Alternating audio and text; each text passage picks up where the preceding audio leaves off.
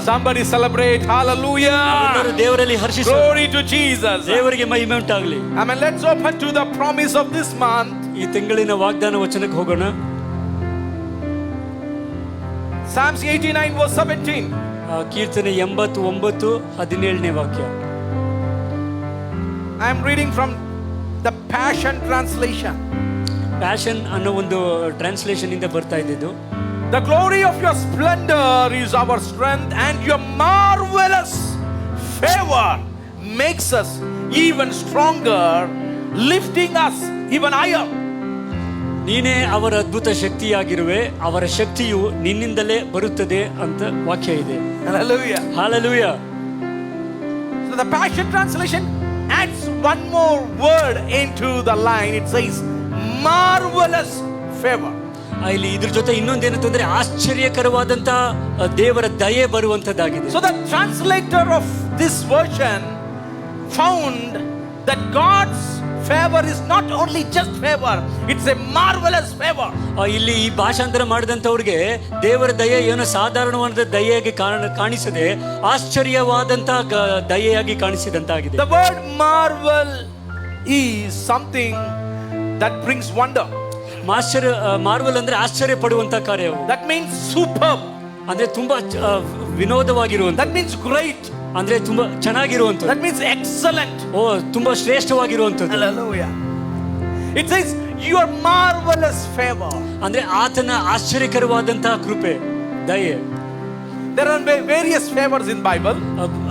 ಸತ್ಯವೇದದಲ್ಲಿ ಅನೇಕ ದಯೆಗಳಿದೆ. Great favor is there. We will be discussing ಶ್ರೇಷ್ಠವಾದಂತಹ in the coming days. ದಯೆ ಬರುವಂತ ದಿನಗಳಲ್ಲಿ ನೋಡ್ತೇವೆ. Highly favored is there. ಉನ್ನತವಾದಂತಹ ದಯೆ.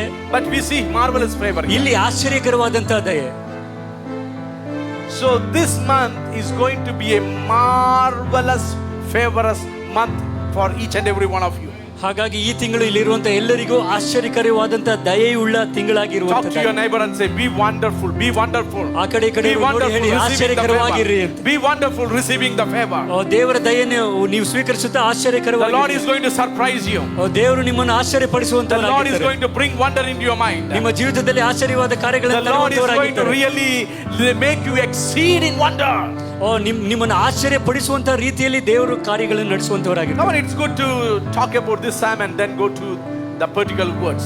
ಈ ಕೀರ್ತನೆ ಬಗ್ಗೆ ಮಾತನಾಡಿ ನಂತರ ವಾಕ್ಯಕ್ಕೆ ಹೋಗೋಣ. This psalm has been written by Ethan the Ephraite. Ethan the Ephraite. ಎಫ್ರೈಟ್ ಇದನ್ನವರ ಬರೆದಿರುವಂತ ಕೀರ್ತನೆ. And you see him in 1 Kings chapter 4 verse 31. ಈ ವ್ಯಕ್ತಿಯ ಬಗ್ಗೆ ಒಂದನೇ ಅರಸರಲ್ಲಿ he is one of the wise men. ಜ್ಞಾನಿಯಾಗಿದ್ದಾನೆ. So when he saw Israel and the kingdom of David, Israel ಅನ್ನು ಮತ್ತೆ ದಾವೀದನ ರಾಜ್ಯತ್ವವನ್ನು ನೋಡುವಾಗ, he saw the kingdom of David was declining, there was failures and Israel people were going in hard time. ದಾವೀದನ ರಾಜಕೀಯ ವಿಚಾರಗಳಲ್ಲಿ ಬೀಳ್ತಾ ಬರ್ತಾ ಇದೆ, ಅಲ್ಲಿ ಏನೋ ತೊಂದರೆಗಳಾಗಿ ಈಗ ಅದು ಅಲ್ಲಿ ಕಷ್ಟವಾದ ಪರಿಸ್ಥಿತಿಯಲ್ಲಿ ದಾವೀದನ ಹಾದು ಹೋಗ್ತಾ he didn't see the effective work of God based on his promise at that particular time. ಅದು ಯಾವುದೋ ಒಂದು ಪರಿಸ್ಥಿತಿಯಲ್ಲಿ ದೇವರ ವಾಗ್ದಾನಕ್ಕೆ ತಕ್ಕ ಹಾಗೆ ಪರಿಸ್ಥಿತಿಗಳು ನಡೆಯುವಂತ ಕಾರ್ಯ ನೋಡ್ತಾ ಇಲ್ಲ.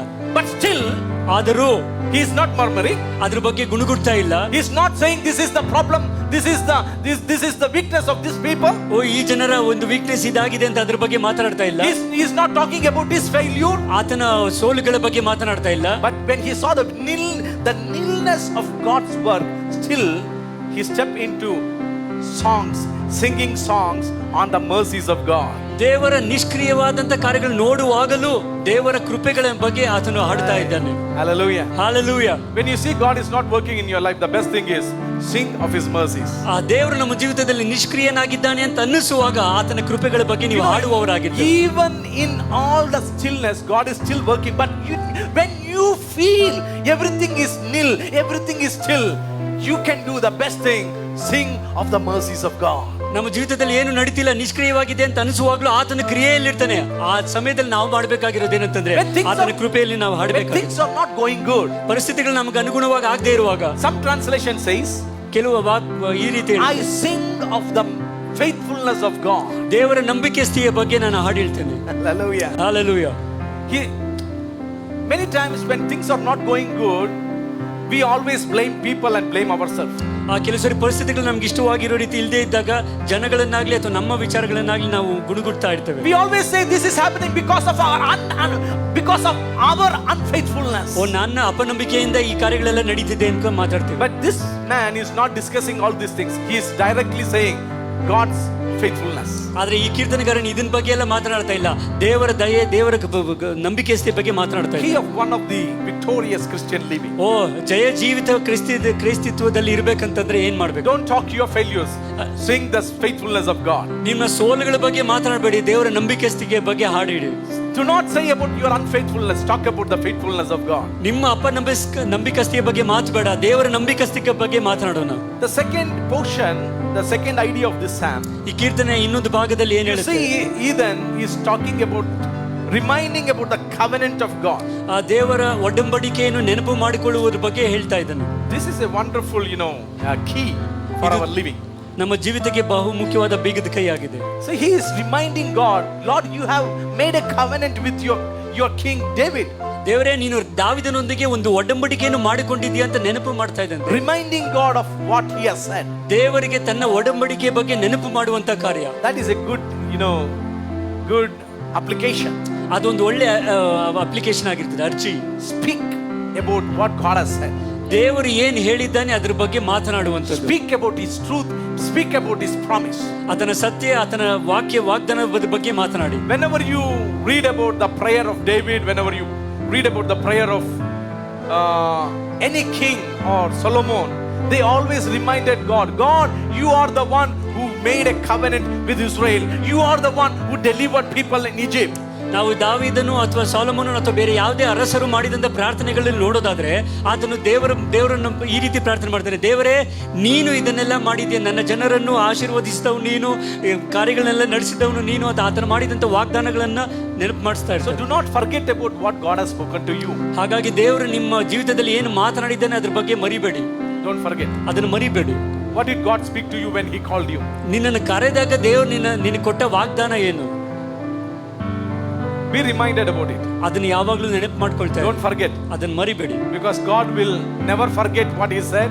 ಯಾಕಂದ್ರೆ ದೇವರು ಆತನ ವಾಗ್ದಾನವನ್ನು ಮರೆಯುವಂತವರಲ್ಲ. But if we forget, we go away from the Lord. ನಾವು ಅದನ್ನು ಮರೆತರೆ ಅದರಿಂದ ನಾವು ದೂರ ಹೋಗುವವರಾಗಿರ್ತೇವೆ. We will never align in the track of God. ಆ ದೇವರ ಟ್ರ್ಯಾಕ್ ನಾವು ಬರುವಂತೆ ಆಗೋದು. So when you remember, you will get back to the track. ಹಾಗಾಗಿ ನಾವು ನೆನಪು ಮಾಡಿಕೊಳ್ಳೋದಾದ್ರೆ ನಾವು ಸರಿಯಾದ ದಾರಿಗೆ ಬರುವಂತವರಾಗಿ. The third thing Ethan have mentioned here, ಇಲ್ಲಿ ಮೂರನೇ ಕಾರ್ಯ ಆತನು ಹೇಳಿರುವಂತದ್ದು,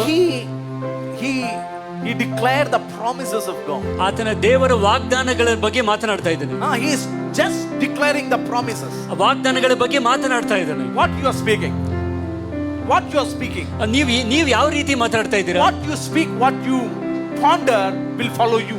ನೀವು ಏನು ಮಾತನಾಡ್ತೀರಾ, ಯಾವ್ದ್ರ ಬಗ್ಗೆ ಯೋಚನೆ ಮಾಡ್ತೀರಾ, ಅದು ನಿಮ್ಮ ಹಿಂಬಾಲಿಸುವಂತದ್ದಾಗಿದೆ. When you speak failure, when you speak negative things, it will follow you.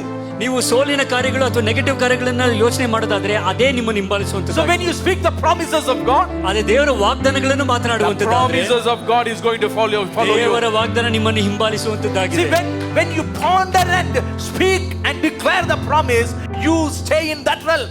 ದೇವರ ವಾಗ್ದಾನಗಳನ್ನು ನಾವು ನೆನಪು ಮಾಡಿಕೊಂಡು ಅದನ್ನು ಮಾತನಾಡಿ ನಾವು ಅದನ್ನು ಪ್ರಕಟಿಸುವುದಾದ್ರೆ ಅದು ನಿಮ್ಮನ್ನು ಹಿಂಬಾಲಿಸುವಂತದ್ದಾಗಿದೆ. So that spirit will be, that environment, that atmosphere moves in your house. ಆ ವಾತಾವರಣದಲ್ಲಿ ಈ ಒಂದು ಆತ್ಮವು ಚಲಿಸುವಂತದ್ದಾಗಿದೆ. Hallelujah. Hallelujah. Speak about the promises of God. ಹಾಗಾಗಿ ದೇವರ ವಾಗ್ದಾನಗಳ ಬಗ್ಗೆ ಮಾತನಾಡಿ. Hallelujah. Hallelujah. Let's be excited. ಹಾಗಾಗಿ ನಾವು ದೇವರಲ್ಲಿ ಹರ್ಷಿಸೋಣ. Let's cheer up. We are in the presence of God. ದೇವರ ಪ್ರಸನ್ನತೆಯಲ್ಲಿ. Amen. That's where when you read this psalm, you can see all these ideas in this psalm. ಈ ಕೀರ್ತನೆಯಲ್ಲಿ ಈ ತರ ವಿಷಯಗಳನ್ನೆಲ್ಲ ನಾವು ನೋಡಬಹುದು. But let's focus on this word. ಈ ಒಂದು ವಾಕ್ಯದ ಬಗ್ಗೆ ನೋಡೋಣ. Marvelous favor. ಆಶ್ಚರ್ಯಕರ ದೇವರ ದಯೆ. Marvelous favor. ಆಶ್ಚರ್ಯಕರವಾದಂತಹ ದಯೆ. What does this marvelous favor do? ಈ ಆಶ್ಚರ್ಯಕರವಾದಂತಹ ದಯೆ ಮಾಡುವಂತ ಕೆಲಸ ಏನು? This marvelous favor, Bible says, it gives us more strength.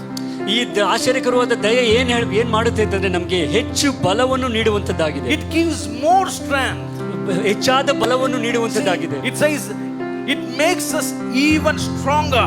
ಇನ್ನು ಹೆಚ್ಚಾಗಿ ಬಲಪಡಿಸುತ್ತದೆ ಅಂತ ನಾವು ನೋಡ್ತೇವೆ. And it says he will lift us even higher. ಇನ್ನು ಉನ್ನತವಾದ ಸ್ಥಿತಿಗೆ ನಮ್ಮನ್ನು Some ತರುವಂತವನಾಗಿದ್ದಾನೆ. translation says our horn is lifted up. ನಮ್ಮ ಕೊಂಬು ಉತ್ತರಿಸಲ್ಪಡ್ತದೆ ಅಂತ ಹೇಳಿ. The word horn, it has different idea. It speaks about the power. ಕೊಂಬು, ರಕ್ಷಣೆ ಕೊಂಬು ಅಂತ ಹೇಳುವಾಗ ಅದು ಅನೇಕ ವಿಚಾರವಾಗಿ ಮಾತನಾಡುವಂಥದ್ದು. ಒಂದು ನಿಮ್ಮ ಅಧಿಕಾರ, It speaks about your authority. ನಿನ್ನ ಅಧಿಕಾರದ ಬಗ್ಗೆ It speaks ಮಾತನಾಡುತ್ತೆ. about your influence. ನಿನ್ನ ಇನ್ಫ್ಲೂಯೆನ್ಸ್ ಬಗ್ಗೆ ಮಾತಾಡುತ್ತೆ. It speaks about your anointing. ನಿನ್ನ ಅಭಿಷೇಕದ ಬಗ್ಗೆ ಮಾತಾಡುತ್ತೆ. God is saying if the marvelous favor is released, there is going to be a higher realm in everything that you are having today. ದೇವರ ಆಶ್ಚರ್ಯಕರವಾದಂತ ದಯೆ ಬಿಡುಗಡೆ ಆದಾಗ ನಮ್ಮ ಜೀವಿತದಲ್ಲಿ ಉನ್ನತ ಸ್ಥಾನಕ್ಕೆ ನಾವು ಹೋಗುವಂತವರಾಗಿರ್ತೀವಿ. Somebody celebrate the marvelous favor of God. ಹಾಗಾಗಿ ದೇವರ ಉನ್ನತವಾದಂತ ದೇವರ marvelous favor is going to release something very powerful in your lives. ಈ ಆಶ್ಚರ್ಯವಾದ ದಯೆಯು ನಿಮ್ಮ ಜೀವಿತದಲ್ಲಿ ಏನೋ ಹೊಸ ಕಾರ್ಯಗಳನ್ನು ಬಿಡುಗಡೆ When ಮಾಡುತ್ತದೆ. marvelous favor is released, ಈ ಆಶ್ಚರ್ಯಕರವಾದ ದಯೆಯು ಬಿಡುಗಡೆ you ಆಗಲಿ. see extra deliverances. ನೀವು ಆಶ್ಚರ್ಯವಾದ ಕಾರ್ಯಗಳನ್ನು You see ನೋಡುವಂತವರಾಗಿದ್ದೀರಿ. extra provisions. ಅನೇಕ ಕಾರ್ಯಗಳನ್ನು ಒದಗಿಸುವಿಕೆ You see ನೋಡ್ತೀರಾ. extraordinary honor. ಅನೇಕ ದಯೆಗಳನ್ನು, ದೇವರ ಘನತೆಯನ್ನು You see ನೋಡುವಂತವರಾಗಿದ್ದೀರಿ. extraordinary promotions. ಅನೇಕ ಪ್ರಮೋಷನ್ಗಳನ್ನು You ನೋಡುವಂತವರಾಗಿದ್ದೀರಿ. see higher realm in the anointing that God has given you. ಅಭಿಷೇಕದಲ್ಲಿ ಉನ್ನತ ಮಟ್ಟವನ್ನು You are going to ನೋಡುವಂತವರಾಗಿದ್ದೀರಾ. see open doors. ತೆರೆದ ಬಾಗಿಲುಗಳನ್ನು You are going to ನೋಡುವಂತವರಾಗಿದ್ದೀರಾ. see opportunities open in the name of Jesus. ಅವಕಾಶಗಳು ತೆರೆದಿರುವಂತದ್ದು ಯೇಸುವಿನ ನಾಮದಲ್ಲಿ ನೀವು ನೋಡ್ತೀರಾ. You are going to see health and wealth in your family. ಒಳ್ಳೆ ಆರೋಗ್ಯ ಮತ್ತು ಐಶ್ವರ್ಯವನ್ನು ನೀವು ನೋಡ್ತೀರಾ. You ಯೇಸುವಿನ are ನಾಮದಲ್ಲಿ. going to see privileges. The people are going to come with reward and give that to you. ಜನರು ನಿಮ್ಮ ಬಳಿ ಬಂದು ಅನೇಕ ಕಾರ್ಯಗಳನ್ನು ಕೊಡುವಂತ ಕಾರ್ಯಗಳನ್ನು ನಾವು ನೋಡುವಂತವರ. It is what the marvelous favors can do. ಈ ಆಶ್ಚರ್ಯಕರವಾದಂತ ದಯೆ ಇವೆಲ್ಲ ಮಾಡುವಂತದ್ದಾಗಿದೆ. Hallelujah. Are you excited? I am excited. ಎಷ್ಟು ಜನ ಎಕ್ಸೈಟ್ಮೆಂಟ್ ಅಲ್ಲಿ? I am excited. Hallelujah. But pastor, I think this is only for few people. ಆದ್ರೆ ಪಾಸ್ಟರ್ ಇದು ಸ್ವಲ್ಪ ಜನಕ್ಕೆ ಮಾತ್ರ ಅಂತ ಅನ್ಸುತ್ತೆ. I want to open your eyes. ನಿಮ್ಮ ಕಣ್ಣುಗಳನ್ನು ತೆರಿಬೇಕಂತ ಇಷ್ಟಪಡ್ತೇನೆ. Verse 17. 17ನೇ ವಾಕ್ಯ. When you read there, ಅಲ್ಲಿ ಓದುವಾಗ, Lord, your favor makes our, not my. Did you see that? The scripture, can you display it here? ಅಲ್ಲಿ ಅವರ್ ಅಂತಂದ್ರೆ ನನ್ನ ಅಂತಿಲ್ಲ, ನಮ್ಮ ಅಂತಿದೆ. Your favor, our home. ನಿನ್ನ ದಯೆಯಿಂದ ನನ್ನ ಕೊಂಬು Not ಉದ್ಧರಿಸಲ್ಪಟ್ಟಿದೆ. my. ನನ್ನ ಅಲ್ಲ, ನಮ್ಮ. Not pastors. ಪಾಸ್ಟರ್ ಅಲ್ಲ, Not assistant pastors. ಅಸಿಸ್ಟೆಂಟ್ ಪಾಸ್ಟರ್ಗಳು, Not this leaders. ಈ ನಾಯಕರದಲ್ಲ, Not that ladies. ಆ ಸಹೋದರಿಗಳದಲ್ಲ, Not that women. ಆ ಒಂದು ಸ್ತ್ರೀ, Not that brother. ಆ ಬ್ರದರ್ದಲ್ಲ, It is our. ಅದು ನಮ್ಮ. Hallelujah. Hallelujah. This marvelous favor is released. The anointing is released. That atmosphere is released in the house of God. ಈ ದೇವರ ಮನೆಯಲ್ಲಿ ದೇವರ Come on, somebody celebrate. ಅಭಿಷೇಕವು Somebody ಇಳಿದು celebrate. ಹಾಗಾಗಿ ಆಶ್ಚರ್ಯಕರವಾದ. Hallelujah. Hallelujah. Your marvelous favor makes us even stronger. ನೀನು ಆಶ್ಚರ್ಯಕರವಾದಂತ ದಯೆ ನಮ್ಮನ್ನು ಹೆಚ್ಚಾಗಿ ಬಲಪಡಿಸುವಂತದ್ದಾಗಿದೆ. I know you are strong. ನನಗೆ ಗೊತ್ತು ನೀವು ಬಲವಾಗಿದ್ದೀರಿ. But there need to be an even stronger level. ಇನ್ನು ಹೆಚ್ಚಾದ ಬಲದ ಒಂದು ಹಂತ ಇದೆ. I know you are blessed. ನೀವು ಆಶೀರ್ವದಿಸಲ್ಪಟ್ಟಿದ್ದೀರಿ ಗೊತ್ತು. But I want you to know there is a level even higher in that blessing. ಇನ್ನು ಉನ್ನತವಾದ ಆಶೀರ್ವಾದದ ಹಂತ ಇದೆ. I know you're graceful. You're moving in one level of ministry and level of anointing. ನೀವು ಕೃಪೆ ಒಂದು ಅಳತೆಯ ಕೃಪೆಯ ಲೆವೆಲ್ ಅಲ್ಲಿ ನೀವು ಹೋಗ್ತಾ ಇದ್ದೀರಿ ಅಂತ ಗೊತ್ತು. But marvelous favors can take you to even higher. ಆದ್ರೆ ಈ ಅದ್ಭುತವಾದಂತಹ ದಯೆಯು ನಿಮ್ಮನ್ನು ಉನ್ನತವಾದ ಮಟ್ಟಕ್ಕೆ Somebody ಕೊಂಡುಕೊಳ್ಳುತ್ತದೆ. lift the name of Jesus. Somebody celebrate even higher anointing. ಯಾರಾದ್ರೂ ದೇವರಲ್ಲಿ ಉಲ್ಲಾಸಿಸುವಂತವರಾಗಿರ್ರಿ. Even higher level of blessing. ಉನ್ನತವಾದಂತ ಆಶೀರ್ವಾದ. You know, the favor of God always compels us to walk with God, not walk away from God. ಈ ದೇವರ ದಯೆ ನಮ್ಮನ್ನು ಒತ್ತಾಯ ಪಡಿಸುವಂತದ್ದು ಏನಂತಂದ್ರೆ ದೇವರೊಟ್ಟಿಗೆ ನಡೆಯಲು, ದೇವರ ಬಿಟ್ಟು ನಡೆಯಲ್ಲ. Many people think, oh, I have God's favor, I can do everything. ಕೆಲವರು ಅನ್ಕೊಳ್ತಾರೆ ದೇವರ ದಯೆ ಇದೆ, ನಾನು ಏನ್ ಬೇಕಾದ್ರೂ ಮಾಡ್ಬೋದು. I have already filled with the favor of God, then I can live any way I can. Then whenever I feel, I can come to the presence of God. ದೇವರ ದಯೆ ನನ್ನ ಮೇಲೆ ಇರೋದ್ರಿಂದ ನಾನು ಎಲ್ಲಿ ಬೇಕಾದ್ರೂ ಹೋಗ್ಬೋದು, ಯಾವಾಗ ಬೇಕಾದ್ರೂ ಬರ್ಬೋದು ಅಂತ. That is not the way it is going to work. ಆ ತರ ಇರೋದಾದ್ರೆ ಕೆಲಸ ಇಲ್ಲಿಕ್ಕೆ ಬಾರದು. Bible says in Genesis chapter 6 verse 8. ಆದಿಕಾಂಡ 6:8 ಈ ರೀತಿ ಹೇಳುತ್ತೆ. Bible says Noah found the favor of God. ನೋವನಿಗೆ ದೇವರ ದಯೆ ದೊರಕಿತು ಅಂತ. And he walked with God, Bible ಆತನು says. ದೇವರೊಟ್ಟಿಗೆ ನಡೆದನು ಅಂತ. So the favor is released to walk with God. ಹಾಗಾಗಿ ದೇವರ ದಯೆ ಏನಕ್ಕೆ ಬಿಡುಗಡೆ ಆಗುತ್ತೆ ಅಂದ್ರೆ ದೇವರೊಟ್ಟಿಗೆ ನಡೆಯಲು. So the favor of God is released so that you may walk with Him and receive everything that the Lord has planned for each and every one of us. ದೇವರ ದಯೆ ನಮಗೆ ಯಾಕೆ ಬರುತ್ತೆ ಅಂದ್ರೆ ದೇವರೊಟ್ಟಿಗೆ ನಡೆದು ಆಗ ಅವರು ನಮಗಿಟ್ಟಿರುವಂತದ್ದನ್ನು ಸ್ವೀಕರಿಸಲು. Marvelous favors take you to be a very identical person. ಈ ಆಶ್ಚರ್ಯವಾದಂತ ದಯೆ ನಮ್ಮ ಮೇಲೆ ಬಂದಾಗ ನಾವು ವಿಶೇಷವಾದ ವ್ಯಕ್ತಿಗಳಾಗಿರ್ತೇವೆ. You will be an outstanding person in your generation. ನಿಮ್ಮ ಈ ಸಂತತಿಯಲ್ಲಿ ಅದ್ಭುತವಾದ ಜನರಾಗಿರ್ತೀವಿ. People can see you and note you and point you and declare you are favored by God. ನಿಮ್ಮನ್ನು ನೋಡಿದಾಗ ಜನರಿಗೆ ಅನ್ಸುತ್ತೆ ನೀವು ದೇವರಿಂದ ದಯೆ ಹೊಂದಿದವರು ಅಂತ. People will shut their mouth because they see the glory and the favor upon you. ನಿಮ್ಮ ಮೇಲೆ ದೇವರ ದಯೆ ಮತ್ತು ಇರುವಂತ ಅಭಿಷೇಕವನ್ನು ನೋಡಿ ಜನರು ಬಾಯಿ ಮೇಲೆ ಬೆರಳಿಟ್ಕೊಳ್ಳುವ. Somebody receive the marvelous favor of the Lord in the house of God. ಯಾರಾದ್ರೂ ಇಲ್ಲಿ ಇರುವಂತವರು ದೇವರ ಆಶ್ಚರ್ಯವಾದಂತ ದಯೆಯನ್ನು ಸ್ವೀಕರಿಸಿ. I don't know what you are going through. ನೀನು ಯಾವ ಪರಿಸ್ಥಿತಿಯಲ್ಲಿ Maybe you ಹೋಗ್ತಿದ್ದೀಯ are going through murmuring and negative things.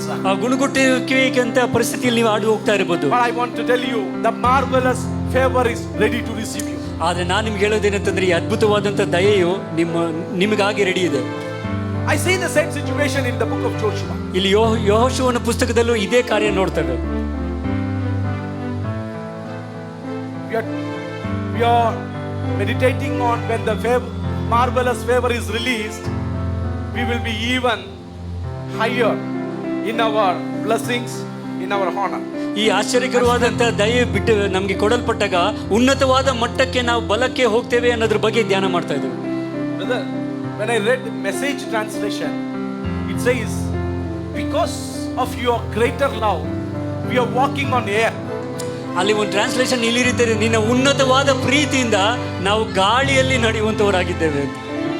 You doesn't need a floor to walk. You can even walk on air. ನಾವು ನೆಲದ ಮೇಲೆ ನಡೆಯೋದು ಬೇಡ, ಗಾಳಿಯಲ್ಲಿ ತೇಲ್ಕೊಂಡು ಹೋಗ್ಬೋದು. Amen. Hallelujah. Hallelujah. Marvelous favor can take you to walk in air. ಆಶ್ಚರ್ಯಕರವಾದಂತ ದಯೆ ನಿಮ್ಮನ್ನು ಗಾಳಿಯಲ್ಲಿ ತೇಲುವಂತೆ ಮಾಡುತ್ತದೆ. Somebody walked on the water. ಯಾರೋ ಒಬ್ರು ನೀರಿನ ಮೇಲೆ ನಡೆದ್ರು. That is a different grace. ಅದು ಬೇರೆ ಕೃಪೆ. But RPMC has a different grace. ಆದ್ರೆ RPMC ಗೆ ದೊಡ್ಡ a grace to walk on the air. ಗಾಳಿಯಲ್ಲಿ ನಡೆಯುವಂತ ಕೃಪೆ. Hallelujah. Hallelujah. Oh, glory to God. ದೇವರಿಗೆ ಮಹಿಮೆ ಉಂಟಾಗಲಿ. Glory to God. Our horns are lifted high because of your favor. ದೇವರೇ ನಿನ್ನ ದಯೆಯಿಂದ ನಮ್ಮ ಕೊಂಬುಗಳು ಉದ್ಧರಿಸಲ್ಪಟ್ಟಿದೆ. Joshua chapter 8. ಯೆಹೋಶುವನ ಪುಸ್ತಕ 8ನೇ ಅಧ್ಯಾಯ verse 28. 28. verse 26, sorry. 8:26. ಯೆಹೋಶುವನ ಪುಸ್ತಕ 8:26. For Joshua kept holding out his spear until everyone who had lived in Ai was completely destroyed. ಆ ಪಟ್ಟಣವನ್ನು ನಾಶ ಮಾಡಲು ಸೂಚಿಸುವಂತೆ ಸಂಕೇತಿಸಿದಂತೆ ಯೆಹೋಶುವನು ತನ್ನ ಈಟಿಯನ್ನು ಆಯಿ ಕಡೆಗೆ ಚಾಚಿದನು. Why he was doing so? ಯಾಕೆ ಆ ರೀತಿ ಮಾಡ್ತಾ ಇದ್ನು? That was not his idea. ಅದು ಆತನ ಆಲೋಚನೆ ಆಗಿರಲಿಲ್ಲ. Verse 18 says, 18ನೇ ವಾಕ್ಯ ಹೇಳುತ್ತೆ, then the Lord said to Joshua, ಅಲ್ಲಿ ಯೆಹೋವನು ಯೆಹೋಶುವನಿಗೆ ಹೇಳಿದನು, point the spear in your hand towards Ai, for I will hand the town over to you. ನಿನ್ನ ಈಟಿಯನ್ನು ಆಯಿ ಕಡೆಗೆ ಚಾಚು, ಆ ಪಟ್ಟಣವನ್ನು ನಿನ್ನ ಹಸ್ತಕ್ಕೆ ನಾನು ಒಪ್ಪಿಸಿಕೊಡ್ತೇನೆ. Hallelujah. Hallelujah. Joshua chapter 8 is all about exciting work of God. ಇಲ್ಲಿ ಯೆಹೋಶುವನ 8ನೇ ಅಧ್ಯಾಯದಲ್ಲಿ ದೇವರ ಆಶ್ಚರ್ಯಕರವಾದಂತ ಕಾರ್ಯಗಳನ್ನು ನಾವು ನೋಡ್ತೇವೆ. Power of God was released. ದೇವರ ಶಕ್ತಿಯಲ್ಲಿ People saw the hand of God. ಅಲ್ಲಿ ಇದ್ದಂತ ಜನರು ದೇವರ ಹಸ್ತವನ್ನು ನೋಡಿದರು. God was battling for the people of Israel. ಜನರ ಪರವಾಗಿ ದೇವರೇ ಯುದ್ಧ ಮಾಡುವಂತದನ್ನು God was wiping away the shame of the people. ಅಲ್ಲಿ ದೇವರ ಅವರ ಅವಮಾನ ನಾಚಿಕೆಯನ್ನು ದೇವರು ಹೊಡೆಸುವಂತದನ್ನು ನೋಡ್ತಾ ಇದ್ದೇವೆ. God was just right in the city. ಆ ಒಂದು ಪಟ್ಟಣದಲ್ಲಿ ದೇವರೇ ನಿಂತಿರುವಂತದನ್ನು ನಾವು ನೋಡಬಹುದು. Hallelujah. Hallelujah. That was a great honor for the people of Israel. ಅಲ್ಲಿ ಇಸ್ರೇಲ್ ಜನರಿಗೆ ಅದೇ ದೊಡ್ಡ ಮಹಿಮೆಯಾಗಿದೆ. You know why? ಯಾಕೆ ಗೊತ್ತಾ? Chapter 7 is all about failure. 7ನೇ ಚಾಪ್ಟರ್ ಪೂರ್ತಿ ಸೋಲುಗಳ ವಿಚಾರವಾಗಿದೆ. If you were in the past chapter 7 of the chapter of failure and shame and no gain But I am here declaring there is a new chapter opening for you. ನೀವು ಈ ಹಳೆಯ 7ನೇ ಸೋಲಿನ ಅಧಿಕಾರದಲ್ಲೇ ನೀವು ಇರೋದಾದ್ರೆ ಮುಂದಿನ ಅಧ್ಯಾಯ ನಿಮ್ಗೊಂದು ಹೊಸ ಅಧ್ಯಾಯ ಇದೆ. Chapter 6, 7, 8 has to be, read together. ಈ 6, 7, 8ನೇ ಅಧ್ಯಾಯ ಒಟ್ಟಿಗೆ ಓದಬೇಕಾಗಿದೆ. Victory belongs to the Lord.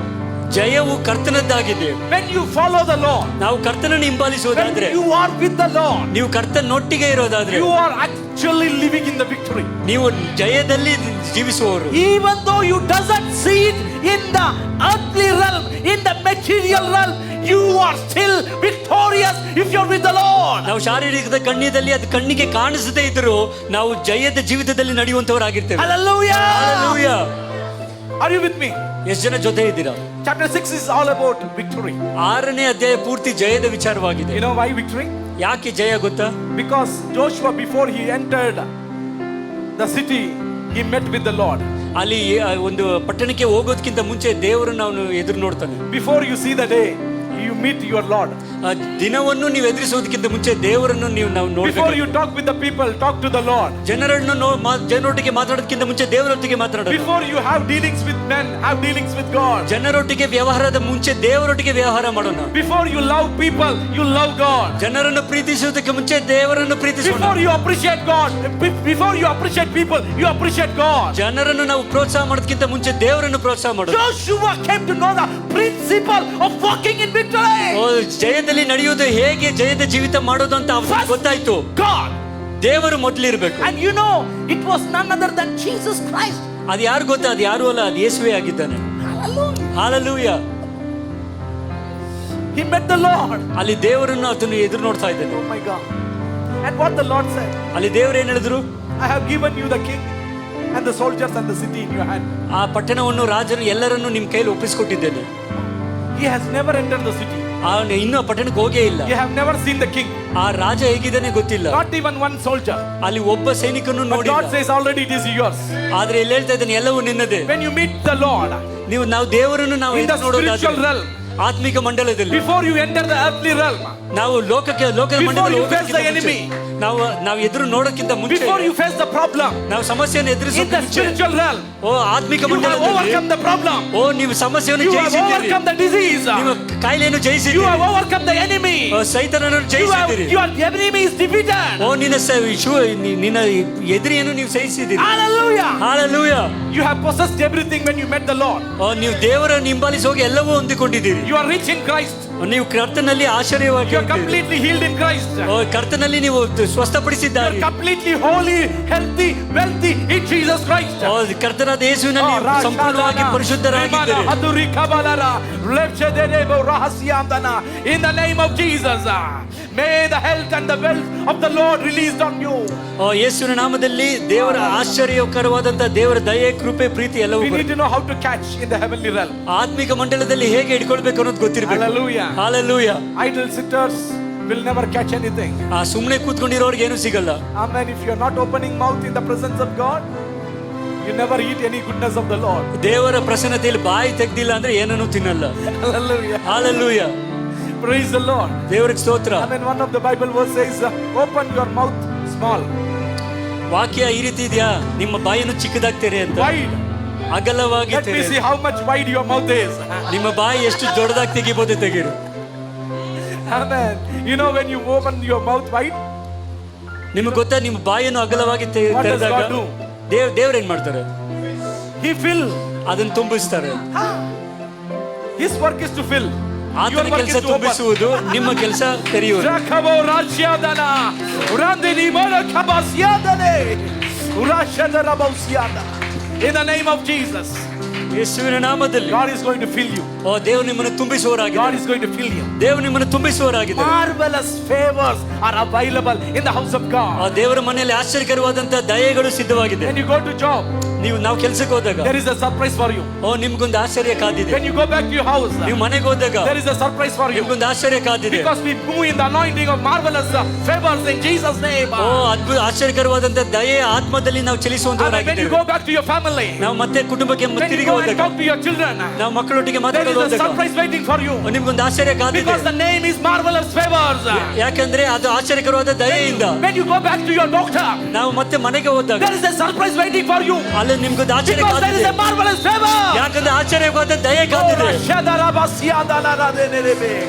Oh, Rikabala Balara. When your children going to school, ಮಕ್ಕಳು ಸ್ಕೂಲ್ಗೆ ಹೋಗುವಾಗ there is a surprise waiting for you. ಅವ್ರಿಗೊಂದು ಆಶ್ಚರ್ಯ ಕಾದಿದೆ. Because ಯಾಕೆಂದ್ರೆ marvelous favors are flowing. ಆಶ್ಚರ್ಯಕರವಾದಂತ ದಯೆ ಸುರಿಯಲ್ಪಟ್ಟಿದೆ.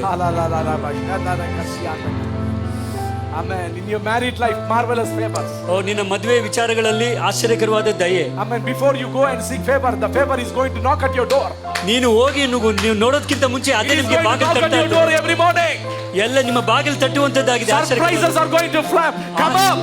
ಆಶ್ಚರ್ಯಗಳು ನಿಮ್ಮ Surprise. Somebody who is going to receive this. ಓ ಯಾರೋ Somebody, the Holy Spirit is speaking. Come on, receive. ಯಾರೋ ಒಟ್ಟು Surprises are waiting for you. Marvelous favors. ಆಶ್ಚರ್ಯಕರವಾದಂತ ದಯೆ. Ura shadhe balara diyamasya. When marvelous favors are released, automatically your horn is lifted. ದೇವರ ಆಶ್ಚರ್ಯಕರವಾದಂತ ದಯೆ ನಮಗೆ ಕೊಡಲ್ಪಟ್ಟಾಗ ನಮ್ಮ ಕೊಂಬು ಉದ್ಧರಿಸಲ್ಪಡ್ತದೆ. Horn is also means victory. ಕೊಂಬು ಏನನ್ನು ಸೂಚಿಸುತ್ತದೆ ಅಂದ್ರೆ ಜಯವನ್ನು ಕೂಡ ಸೂಚಿಸುತ್ತದೆ. In whatever areas you are failure, ನೀನು ಯಾವ ಭಾಗದಲ್ಲಿ ಸೋಲಾಗಿ ಹೊಂದಿದ್ದೀಯೋ, you are going to move in a higher realm of victory. ಅಲ್ಲಿ ಜಯದ ಉನ್ನತ ಮಟ್ಟಕ್ಕೆ ನೀನು ನಡೆಯುವಂತನಾಗಿರ್ತೀಯ. In Joshua 6 is all about victory. ಯೋಶುವ 6ನೇ ಅಧ್ಯಾಯದಲ್ಲಿ ಬರೀ ಜಯವನ್ನೇ ನೋಡ್ತೇವೆ. Because the principle was applied. ಯಾಕಂದ್ರೆ ಅಲ್ಲಿ ದೇವರ ಒಂದು ಕಾರ್ಯ ಅಲ್ಲಿ ಕೆಲಸ ನಡೀತಾ ಇತ್ತು. Second Joshua did. ಮುಂದೆ ಏನಾಯ್ತು? He declared the word of God to the people of God. ಆ ದೇವರ ವಾಕ್ಯವನ್ನು ಜನರಿಗೆ ತಿಳಿಸ್ತಾ ಇದ್ದಾನೆ. Not his idea.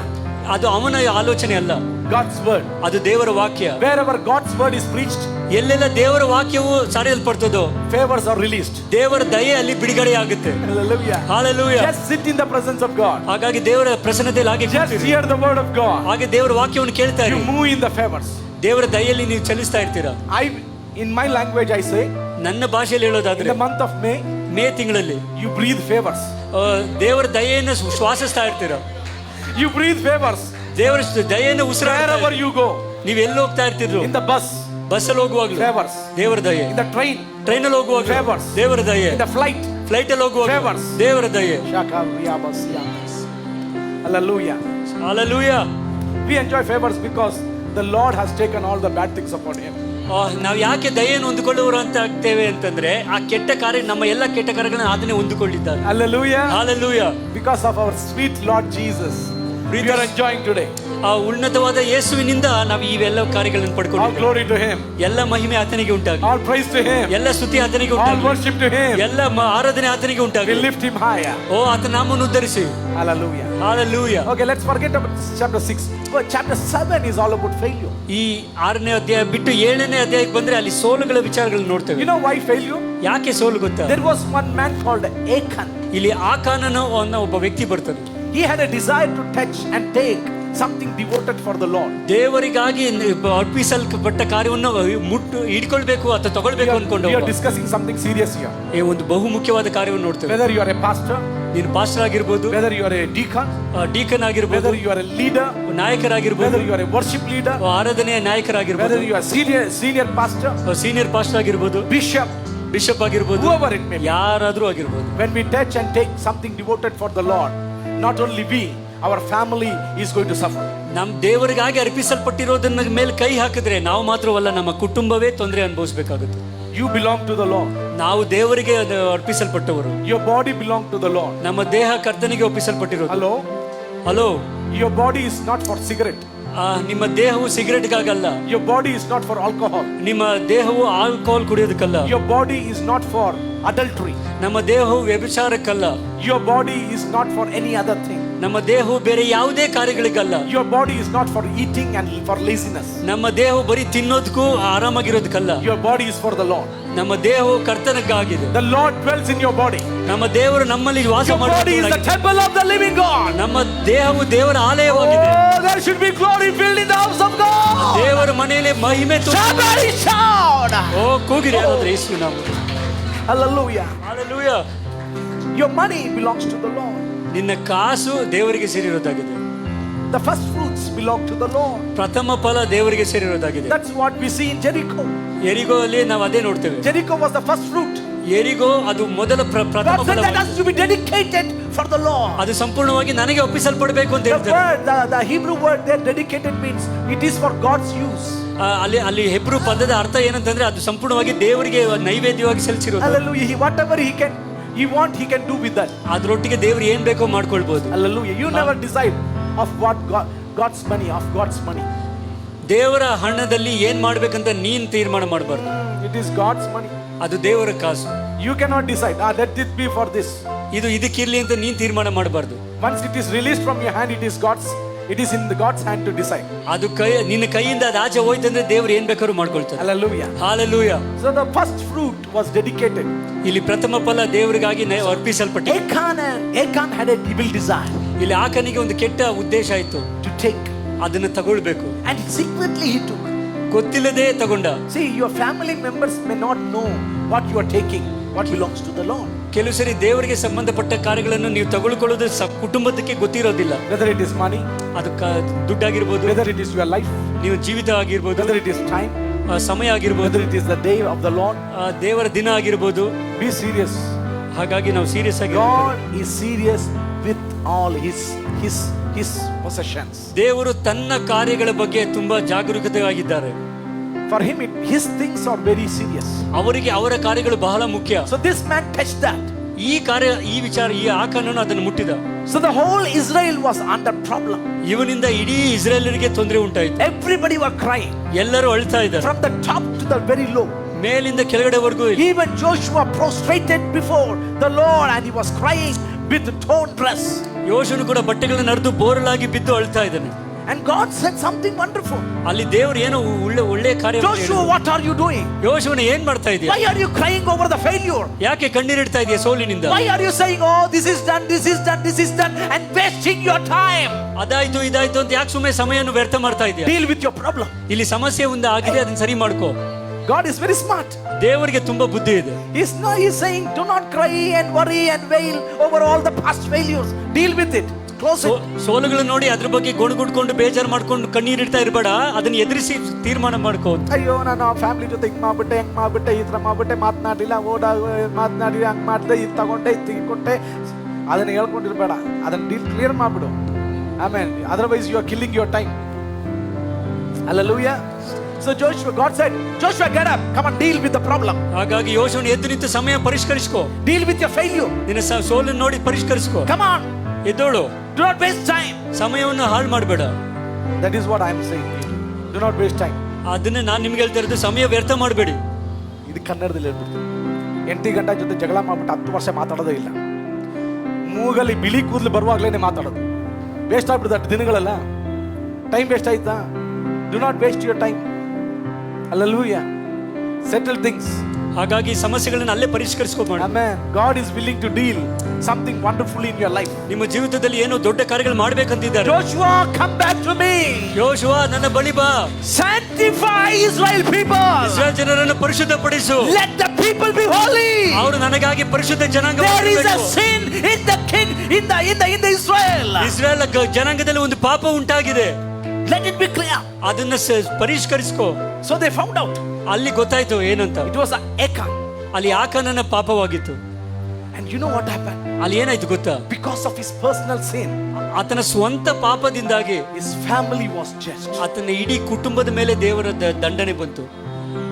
Talk to your neighbor. Do not touch what belongs to the Lord. ಆ ಕಡೆ ಈ ಕಡೆ ನೋಡಿ ಹೇಳಿ, ದೇವರಿಗೆ ಸಂಬಂಧಪಟ್ಟ ಕಾರ್ಯಗಳನ್ನು ಮುಟ್ಟಬೇಡಿ ಅಂತ. You did not get me what I'm saying. ಅರ್ಥ ಆಗಿಲ್ಲ ಬಿಡಿ ನಿಮ್ಗೆ. Do not touch what belongs to the Lord. ದೇವರಿಗೆ ಸೇರಿರುವಂತದನ್ನ ಮುಟ್ಬೇಡಿ. Your Sunday is not for marriage. ಭಾನುವಾರ ನೀವು ಮದುವೆ ಮಾಡೋದ್ಕೊಳ್ಳಲ್ಲ. Amen. Sunday is for the Lord. ಅದು ದೇವರಿಗೆ ಸೇರಿರೋ ದಿನ. Amen. Set apart a day for the Lord. ಅದಕ್ಕೆ ದೇವರಿಗಾಗಿ ಅದು ಕೊಟ್ಟಿರುವಂತ ದಿನ. Amen. In the beginning, people were coming together in the day of the Lord and they were worshiping the Lord. Why don't we see that pattern and move in that pattern? ಹಿಂದೆ ನಾವು ನೋಡ್ತಿದ್ವಿ, ಒಂದು ದಿನ ದೇವ್ರಿಗಾಗಿ ಇಟ್ಟು ಅಲ್ಲಿ ಕ್ರಿಯೆ ಮಾಡ್ತಾ ಇದ್ರು, ದೇವ್ರು ಅಲ್ಲಿ ಬಂದು. ನಾವು ಅದನ್ನ ಹಿಂಬಾಲಿಸ್ಬೇಕಲ್ವಾ? Hallelujah. Hallelujah. Jesus. But at the end of this chapter, ಈ ಅಧ್ಯಾಯದ ಕೊನೆಯ ಭಾಗಕ್ಕೆ ಬಂದು ನೋಡಿದ್ರೆ they settled the matter. ಅಲ್ಲಿ ಒಂದು ಸಮಸ್ಯೆ ಪರಿಹಾರ ಆಯ್ತು. God says to you, ದೇವರು ನಿಮ್ಮನ್ನು ನೋಡಿ ಹೇಳ್ತಾ ಇದ್ದಾರೆ, come back from the failure. ಆ ಸೋಲಿನಿಂದ ತಿರುಗಿ ನನ್ನ ಬಳಿ ಬಾ. Leave the sin and come back. ಪಾಪವನ್ನು ಬಿಟ್ಟು ಬಾ. So Bible says they killed Achan and his family. ಅಲ್ಲಿ ಆಕಾನನ್ನು ಆತನ ಕುಟುಂಬವನ್ನು ಕೊಂದರು ಅಂತ ನೋಡಿ. What that speaks to me? ಅದು ನನ್ನೊಟ್ಟಿಗೆ ಏನ್ ಮಾತಾಡುತ್ತೆ? Achan means the flesh. ಆಕಾನ್ ಅಂತಂದ್ರೆ ಈ ಶರೀರ. Kill the flesh to the root. ಶರೀರವನ್ನು ಬೇರ್ ಸಮೇತ ಸಾಯಿಸಿ, cancel the sin. ಆ ಪಾಪವನ್ನು ಸುಟ್ಟು ಹಾಕಿ, take away the sin out of the family. ಆ ಕುಟುಂಬದಿಂದ ಪಾಪವನ್ನು take away the sin out of your life. ಆ ಜೀವಿತದಿಂದ ಪಾಪವನ್ನು right from the root. ಆ ಬುಡ ಸಮೇತ ಕಿತ್ತಾಕಿ. come back to God. ಆಮೇಲೆ ದೇವರ ಬಳಿ ಬನ್ನಿ. come back to God. ದೇವರ ಬಳಿ ನಂತರ ಬನ್ನಿ. I don't know how many years you are living in failure. ಎಷ್ಟು ವರ್ಷಗಳಿಂದ ಸೋಲಲ್ಲಿ ಇದ್ರೂ ನನಗೆ ಗೊತ್ತಿಲ್ಲ. God is calling you, come back to God. ದೇವರು ನಿಮ್ಮ ನೋಡಿ ಕರೀತಾ ಇದ್ದಾರೆ, ಮತ್ತೆ ದೇವರ ಬಳಿ come back to God. ನೀವು ದೇವರ ಹತ್ರ ಬರೋದಾದ್ರೆ, the last word when they settle things, ಈ ಎಲ್ಲ ಪರಿಹಾರ ಮಾಡ್ಕೊಂಡ ಮೇಲೆ ಕೊನೆ ವಾಕ್ಯ ಹೇಳುತ್ತೆ. next word chapter 8 verse 1 says, then the Lord said to Joshua. ಅಲ್ಲಿ 8:1 ನೋಡ್ತೇವೆ, ಯೆಹೋವನು ಯೆಹೋಶುವನಿಗೆ ಹೇಳಿದ್ದೇನೆಂದ್ರೆ, when you settle things very early, ನೀವು ಸಮಸ್ಯೆಗಳನ್ನು ಪರಿಹಾರ ಬೇಗ you are not going to begin the Lord is going to begin things. ನೀವು ಏನನ್ನು ಶುರು ಮಾಡೋದು ಬೇಡ, ದೇವರೇ ಶುರು ಮಾಡುವಂತ. chapter 8 begins, then the Lord. ಅಲ್ಲಿ ವಾಕ್ಯ ಈ ರೀತಿ ಹೇಳ್ತಾರೆ, ಆಗ ದೇವರು. hallelujah. hallelujah. so new chapter, not you are not beginning, the Lord is beginning. ಹೊಸ ಅಧ್ಯಾಯನ ನೀನು ಶುರು ಮಾಡಲ್ಲ, ದೇವರು ಶುರು ಮಾಡ್ತಾರೆ. so God is calling you back to God. ಹಾಗಾಗಿ ದೇವರು ನಿಮ್ಮನ್ನು ಆತನ ಕಡೆಗೆ ಕರೀತಾ ಇದ್ದಾರೆ. come on, I don't know whatever failure you are going through. ನೀವು ಯಾವ ಸೋಲಲ್ಲಿ ಹಾದು ಹೋಗಿದ್ರು ನನಗೆ ಗೊತ್ತಿಲ್ಲ. if you stay in your failure, ನೀವು ಸೋಲಲ್ಲೇ ಇರೋದಾದ್ರೆ, if you allow that sin to be in your house, to be in your life, I tell you, it is killing you, it is stealing many things from your life. ಆ ಪಾಪವು ನಿನ್ನ ಮನೆಯಲ್ಲಿ ನಿನ್ನ ಕುಟುಂಬದಲ್ಲೇ ಇರಬೇಕು ಅನ್ನೋದಾದ್ರೆ, ಅದು ನಿನ್ನನ್ನು ನಿನ್ನ ಕುಟುಂಬವನ್ನು ಹಾಳು ಮಾಡುವಂತದ್ದಾಗಿದೆ. God is calling you back to him. ದೇವರು ನಿಮ್ಮನ್ನು ಮತ್ತೆ ಆತನ ಬಳಿ ಕರೀತಾ ಇದ್ದಾರೆ. chapter 8, 8ನೇ ಅಧ್ಯಾಯ. you know, in chapter 7 people were full of shame. ಅಲ್ಲಿ ಅವಮಾನದಿಂದಿದ್ದಾರೆ. 7ನೇ ಅಧ್ಯಾಯದಲ್ಲಿ ಜನ they lost many people. ಎಲ್ಲ ಅನೇಕರು ಸತ್ತು ಹೋಗಿದ್ರಲ್ಲಿ, ಸ್ವಂತ ಜನ. shame, pain, loss. ನಾಚಿಕೆ, ಅವಮಾನ ಮತ್ತೆ ಕಳ್ಕೊಂಡಿರುವಂತ ಕಾರ್ಯ. their head has been bowed down. ಅವ್ರ ತಲೆ ಬಗ್ಗಿಸ್ಕೊಂಡು ನಿಂತಿದ್ದಾರೆ. but chapter 8 is not like that. ಆದ್ರೆ 8ನೇ ಅಧ್ಯಾಯ ಆ ರೀತಿ ಇಲ್ಲ. their horn is lifted up. ಅವರ ಕೊಂಬು ಉದ್ದರಿಸಲ್ಪಟ್ಟಿದೆ. come on, somebody say, my horn will be lifted up. ಯಾರಾದ್ರೂ ಹೇಳಿ, ನನ್ನ ಕೊಂಬು ಉದ್ದರಿಸಲ್ಪಡುತ್ತೆ. amen. I am going to be lifted high. ನನ್ನ ಹಸ್ತವು ಉದ್ದರಿಸಲ್ಪಟ್ಟಿದೆ. my shame will be taken away. ನನ್ನ ನಾಚಿಕೆಯು I am ತೆಗೆದುಹಾಕಲ್ಪಡುತ್ತೆ. going to be blessed. ನಾನು ಆಶೀರ್ವದಿಸಲ್ಪಡ್ತೇನೆ. chapter you are in the month of May, you are living in the chapter 8. ಈ ಮೇ ತಿಂಗಳಲ್ಲಿ 8ನೇ ಅಧ್ಯಾಯದಲ್ಲಿ ನಾವಿದ್ದೇವೆ. amen. enjoy the Lord. ಹಾಗಾಗಿ ದೇವರ ದಯೆಯನ್ನು ಹೊಂದಿಕೊಳ್ಳಿ. something I doesn't like. ಕೆಲವು ವಿಚಾರ ನನಗೆ ಯಾಕೋ ಇಷ್ಟ ಆಗಲ್ಲ. when God releases favor, ದೇವರ ದಯೆಯನ್ನು ಬಿಡುಗಡೆ ಮಾಡಿದಾಗ, don't leave enjoying the favor, enjoy the one who gave you favor. ದೇವರ ದಯೆಯನ್ನು ಹೊಂದಿಕೊಂಡು ಕೊಟ್ಟವರನ್ನು ಮರಿಬೇಡಿ, ಅದನ್ನ ಹೆಚ್ಚಾಗಿ ನೀವು ಅದನ್ನ ಇಷ್ಟಪಡಿ. that's where we will be learning about different level of favor. you know, the whole year is about favor. ಈ ವರ್ಷದ ಪೂರ್ತಿ ದಯೆ ಬಗ್ಗೆ ಮಾತಾಡ್ತಿದ್ರೆ ಅನೇಕ ಹಂತಗಳಿದೆ, ಅದನ್ನ ನಾವು ಕಲಿತೇವೆ. when you forget about the one who gave you favor and enjoy the favor, your level of enjoying that favor will be in the same level. you will never go to the higher. ನಾವು ದೇವರು ದಯೆಯನ್ನು ಕೊಟ್ಟಾಗ ಕೊಟ್ಟವರನ್ನು ಬಿಟ್ಬಿಟ್ಟು ಬರೀ ದಯೆಯನ್ನು ಹಿಡ್ಕೊಂಡ್ರೆ ಒಂದೇ level ಅಲ್ಲಿ ನಾವು ಇರುವಂತವರಾಗಿ. I have something prophetic speaking here. ಇಲ್ಲಿ ಪ್ರವಾದನೆಯಾಗಿ ಏನೋ ಒಂದು ವಿಚಾರವಾದ ಹೇಳ್ತೇನೆ. God begins something new in your life. ನಿಮ್ಮ ಜೀವಿತದಲ್ಲಿ ಏನೋ ಹೊಸದನ್ನು ಶುರು ಮಾಡ್ತಾ ಇದ್ದಾರೆ. verse 18, 18ನೇ ವಾಕ್ಯ. God says, Lord said to Joshua, stretch out your hand, that spear, towards I, and I am going to hand over the town to you. ಇಲ್ಲಿ ಯೆಹೋವನು ಯೆಹೋಶುವನಿಗೆ ಹೇಳ್ತಾ ಇದ್ದಾನೆ, ನಿನ್ನ ಕೈಯಲ್ಲಿರುವಂತ ಈಟಿಯನ್ನು ಆಯ್ ಪಟ್ಟಣದ ಕಡೆಗೆ ಚಾಚು, ಆ ಪಟ್ಟಣವನ್ನು ನಾನು ನಿನಗೆ ಒಪ್ಪಿಸಿಕೊಡ್ತೇನೆ. Thomas sir, I don't know how you explain this, but I am a pastor. I think I see things from the preaching point of view and application of point of view. Already Joshua took 30 best soldiers to the battle, but God is not saying I am going to give the city to the 30,000. He is saying I am going to give to you. ಅಲ್ಲಿ ಯೆಹೋಶುವನು ಪಟ್ಟಣವನ್ನು ಸೋಲಿಸೋಕೆ 30 ಶ್ರೇಷ್ಠ ಸೈನಿಕರನ್ನು ಕರ್ಕೊಂಡು ಹೋಗ್ತಾ ಇದ್ದಾನೆ. ಆದ್ರೆ ಯೆಹೋವನು ಆ 30 ಸೈನಿಕರ ಕೈಯಲ್ಲಿ ಕೊಡ್ತೀನಿ ಅಂತ ಹೇಳಿಲ್ಲ, ಇಸ್ರೇಲ್ ಜನರು ನಿಮ್ಮ ಕೈಯಲ್ಲಿ ಕೊಡ್ತೀನಿ ಅಂತ ಹೇಳ್ತಾ ಇದ್ರು. The people who are doing business in your family are not the key of the blessing of your family. The people who are praying in the presence of God, they are the key of the blessing of your family.